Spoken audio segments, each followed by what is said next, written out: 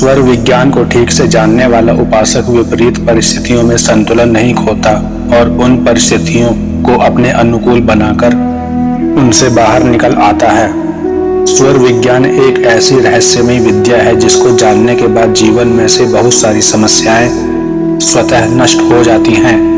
इतना ही नहीं, अपने गृहस्थ जीवन में अनुकूल संतान की प्राप्ति में भी इसकी महत्वपूर्ण भूमिका है।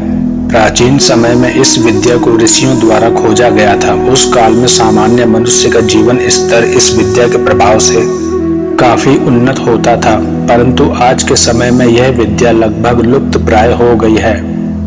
मैकाले शिक्षा पद्धति में इसकी बहुत ही उपेक्षा की गई है। श्वास ही जीव का प्राण है तथा इसी को स्वर कहा जाता है। स्वर विज्ञान को जानने के लिए बहुत कठिन ज्ञान की कोई आवश्यकता नहीं है। केवल श्वास की गति और श्वास आने जाने की दिशा का ज्ञान होने से ही यह विज्ञान समझ में आने लगता है। यह विद्या इतनी सरल है कि थोड़ी सी एकाग्रता और लगन के साथ इसका अभ्यास किया जाए तो जीवन भर इसके लाभों को प्राप्त किया जा सकता है।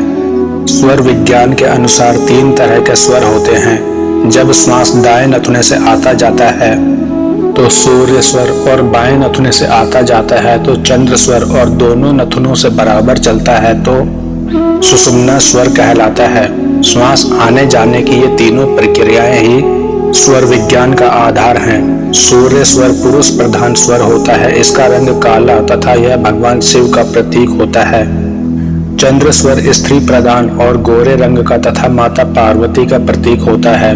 सुषुम्ना स्वर अर्थात दोनों नथुनों से श्वास आता जाता हो तो भगवान शिव और माता पार्वती दोनों की विशेष कृपा प्राप्त होती है।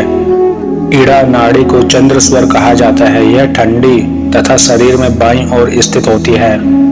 पिंगला नाड़ी को सूर्य स्वर कहा जाता है। यह गर्म तथा शरीर में दाईं ओर स्थित होती है। ज्योतिष शास्त्र के अनुसार सोमवार, बुधवार, गुरुवार और शुक्रवार को यदि बायां स्वर विशेष रूप से चल रहा हो तो यह श्रेष्ठ माना जाता है और मंगलवार, शनिवार और रविवार को दाएं स्वर की प्रधानता यदि हो तो इसे भी श्रेष्ठ माना जाता है।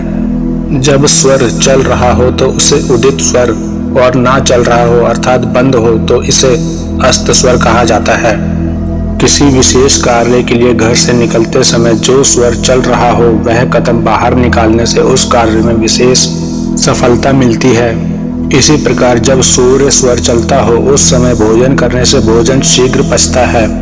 इतना ही नहीं, स्त्री पुरुष के समागम के समय यदि पुरुष का बायां स्वर और स्त्री का दायां स्वर चल रहा हो तो पुत्री, और पुरुष का दायां और स्त्री का बायां स्वर चल रहा हो तो पुत्र की उत्पत्ति होती है।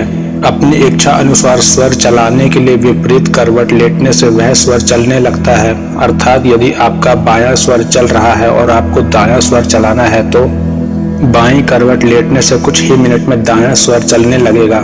समागम के समय इस पद्धति का लाभ उठाकर मनचाही संतान प्राप्त की जा सकती है।